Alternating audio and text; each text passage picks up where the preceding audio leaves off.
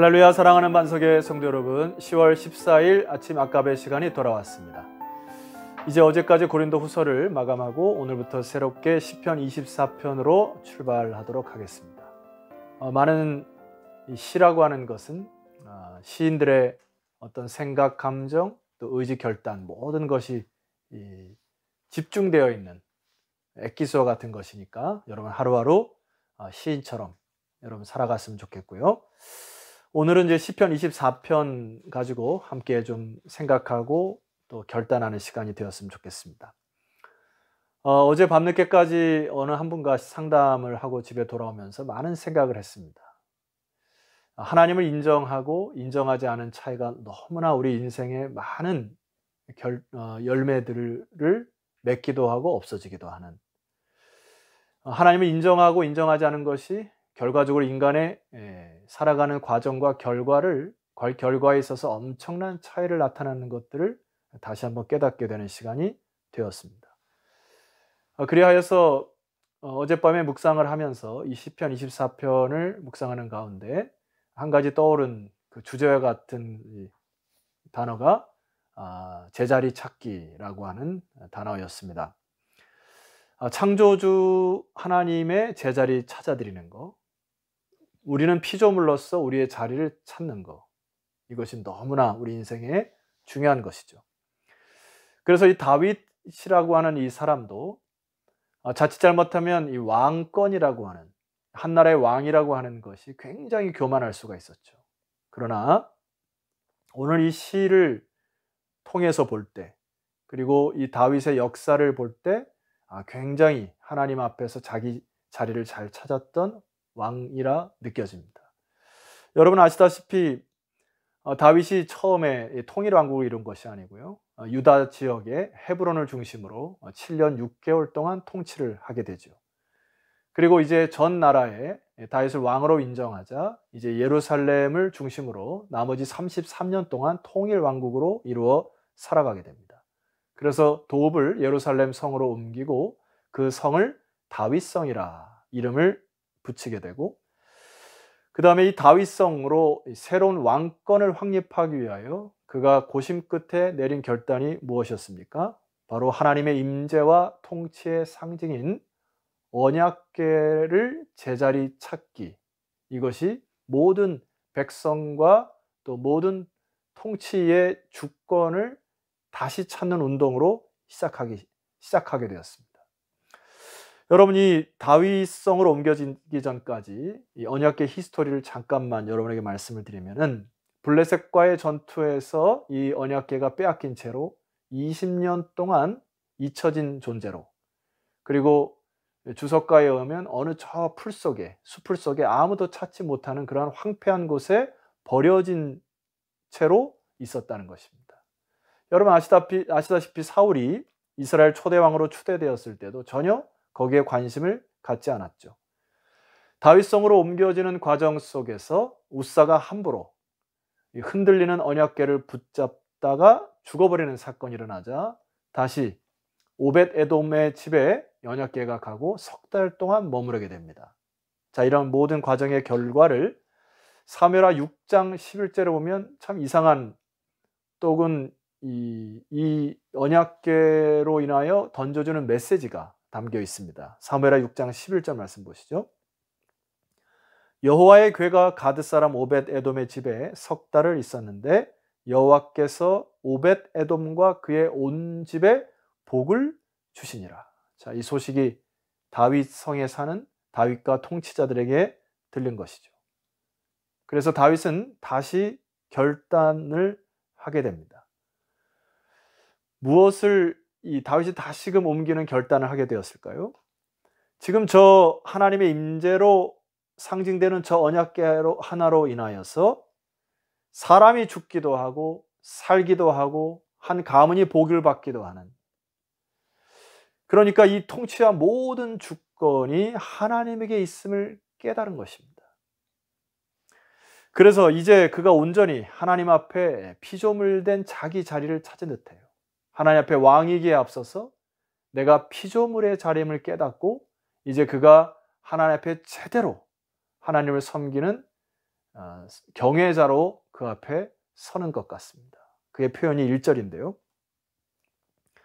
땅과 거기에 충만한 것과 세계와 그 가운데에 사는 자들은 다 여호와의 것이니라. 참 멋있는 고백이지 않습니까? 나의 왕권도 내가 이룬 것이 아니고 다 주님으로부터 온 것이고, 나에게 주어진 저 백성들도, 심지어는 나의 대적자들도 모든 것을 합력하여 선을 이루실 하나님의 주권 아래 있음을 고백하는 것입니다. 자, 2절이죠. 여호와께서 그 터를 바다 위에 세우시며 강들 위에 건설하셨도다. 한번 질문합시다. 어떻게 터를 바다 위에 세울 수 있습니까? 그때 당시에 여러분, 많은 사람들은 바다라고 하는 것은 악의 상징이었어요. 그리고 감히 바다에 가서 많은 사람이 죽었기 때문에 엄두조차 내지 못하는 그러한 사건 속에서 이 다윗의 고백을 보세요. 여호와께서 그 터를 바다 위에 세우시고 강들 위에 건설하셨다. 불가능을 가능케 하셨다. 우리가 서 있는 이 모든 삶의 기반이, 여러분이 땅에 딛고 서는 이 모든 기반이 여호와께 있다는 놀라운 깨달음입니다. 그래서 다윗의 왕권뿐만이 아니라 우리들의 인생조차도 여러분의 기반 모든 것은 하나님께서 건설하셨다는, 이것이 다시 인간으로서의 제자리를 찾은 다윗 왕의 놀라운 고백이 저와 여러분의 고백이 되었으면 좋겠습니다. 자, 이 다윗의 아름다운 찬양과 이제 결론에 드릴 찬양 그 사이에 중간에 다윗이 저와 여러분에게 던지는 질문이 있습니다. 이렇게 질문을 해요. 자, 그렇다면 과연 3절 여호와의 산에 오를 자가 누구며 그의 거룩한 곳에 설 자가 누구인가? 감히 하나님 앞에 존전에 설 자가 누구인가? 라는 것입니다. 자, 웃사가 눈에 보이는 보이는 언약궤가 그냥 보이는 상자인 줄 알고 그것이 흔들리자 그냥 붙들었죠. 근데 하나님의 진노함이 임합니다. 그 조그만 상자를 통해서도 한 사람이 그냥 죽어버리는 그걸 통해서 다윗이 깨달은 것이죠. 감히 그 거룩한 하나님 앞에 누가 설 것인가? 하나님의 크심과 위엄하심과 어미하심, 이 모든 크신 하나님 앞에 도대체 누가 설 것인가? 4절을 이렇게 대답을 합니다. 곧 손이 깨끗하며 마음이 청결하며 뜻을 허탄한 데 두지 아니하며 거짓 맹세하지 아니하는 자로다.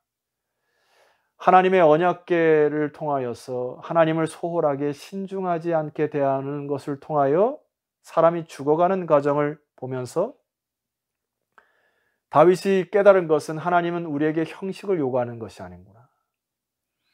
우리가 하나님을 사랑하는 척, 믿음 있는 척 하는 것을 싫어하시는구나. 중심으로 하나님의 말씀을 경외하고 무슨 일을 하든지 여호와 앞에서 하는 그런 새로운 언약 관계가 필요하구나. 결국 하나님을 하나님의 자리로 찾아드리고 우리는 피조물의 자리로서 하나님과의 다시금 새로운 관계 회복이 필요하구나. 그래서 여러분, 다윗이 이렇게 다시 말씀하는 거예요. 아, 손이 깨끗하고 마음이 청결하고 뜻을 허탄한 데 두지 아니하고 거짓 맹세하지 아니하는 그 사람을 하나님이 기억하시는구나. 하나님이 거룩하심으로 우리에게 거룩하라고 하는 하나님의 자녀의 신분, 그런 제자리 찾기 운동이 저와 여러분에게 회복되었으면 좋겠습니다. 자, 그 결과 비로소 5절 그는 여호와께 복을 받고 구원의 하나님께 의를 얻으리니 이는 여호와를 찾는 족속이요 야곱의 하나님의 얼굴을 구하는 자로다. 피조물의 자리로서 하나님의 얼굴을 구하고 여호와를 간절히 찾기 시작할 때, 그리하여서 마음의 중심이 하나님 앞에 열망으로 다시 돌아갈 때 비로소 하나님께서 주시는 그 은혜를, 축복을 하나님께서 내려주신다. 여러분, 이것은 역사적으로 사실임을 기억되고 있습니다. 다윗이 이 사무엘하 6장에 언약궤를 제자리에 돌리고 중심으로 다시금 하나님을 왕으로 올려드리고 자기가 피조물의 자리를 찾기 시작할 때 하나님께서 역사에 개입을 하십니다. 사무엘하 7장 1절입니다. 여호와께서 주위의 모든 원수를 무찌르사 왕으로 궁에 평안히 살게 하신 그때에. 자, 여러분, 우리가 마음을 주께 드리고 하나님을 사랑하는 관계를 회복하니까 하나님께서 주위의 모든 원수를 무찌르시고 왕으로 궁에 평안히 살게 하는 하나님의 통치가 예루살렘 중심으로 이루어지는 것을 발견하게 됩니다. 자, 여러분, 이제 다윗은 하나님을 입으로 또 전심으로 찬송을 합니다. 7절, 그 유명한 찬송이죠. 문들아 너희 머리를 들지어다. 영원한 문들아 들릴지어다. 영광의 왕이 들어가시리로다. 여러분, 이 장면은 성문이 열려서 그곳으로 언약궤가 들어오는 것으로 묘사하나, 이제 우리의 마음을 활짝 열고 우리의 교만한 것을 다 꺾어버리고 겸손한 마음으로 하나님을 찾을 때에 영광의 왕이 들어오는 축복의 노래입니다. 8절, 영광의 왕이 누구시냐? 강하고 능한 여호와시오 전쟁에 능한 여호와이시니라. 우리가 하나님을 하나님답게 인정하고 하나님 자리를 찾아드릴 때 비로소 하나님은 전쟁에 능한, 직접 하나님께서 개입하셔서 그 전쟁을 주관하셔서 대적을 친히 무찌르시는, 그리하여 다윗에게 축복 허락하셨던 것, 왕으로 궁에게 평안히 거하게 하시고 모든 대적을 주께서 무찌르시는 축복 말입니다. 마지막에 10절 말씀 보니까 영광의 왕이 누구시냐 하고 질문을 합니다. 그 영광의 왕은 만군의 여호와이시고 그 만군의 여호와께서 곧 영광의 왕이시로다 하고 다윗은 시의 결론을 맺습니다. 이 모든 세상의 군대의 대장은 하나님이십니다. 이게 다윗의 고백이에요. 나의 모든 삶의 주권도 기반도 하나님으로부터 왔습니다 라는 고백입니다. 여러분이 다윗이 제자리를 찾았을 때 비로소 샬롬, 평강이 찾아왔을 것이고, 왕으로서 얼마나 피곤하고 걱정하고 신경 써야 될 것이 많았겠어요. 그러나 모든 주권을 하나님께 이양하고 하나님 자리를 찾아드리고 자기 자리를 찾기 시작할 때 비로소 하나님께서 그 나라를 통치하시는 이 놀라운 비결을 여러분의 인생과 또 가정, 우리 반석교회 안에 충만하시기를 주 이름으로 축원합니다. 기도드리겠습니다. 하나님 아버지, 감사합니다. 거룩한 곳에 설 자가 누구인가? 다윗의 이 질문 앞에 겸허히 무릎 꿇어 하나님의 자리를 찾아드리고 이제 피조물의 자리로 내려가서 하나님께서 다스리시는 가정, 하나님께서 통치하시는 교회, 이 나라가 되게 하옵소서. 이 방송을 듣는 모든 주의 백성들이 이제 믿음으로 다윗의 찬송하고 경배했던 이 찬송이 회복되는 놀라운 하루, 또 시월한 달이 되게 하옵소서. 예수 그리스도 이름으로 기도드렸사옵나이다. 아멘. 자, 성도 여러분, 내일 아침은 시편 25편으로 또 만나 뵙도록 하겠습니다. 내일 아침 다시 뵙겠습니다.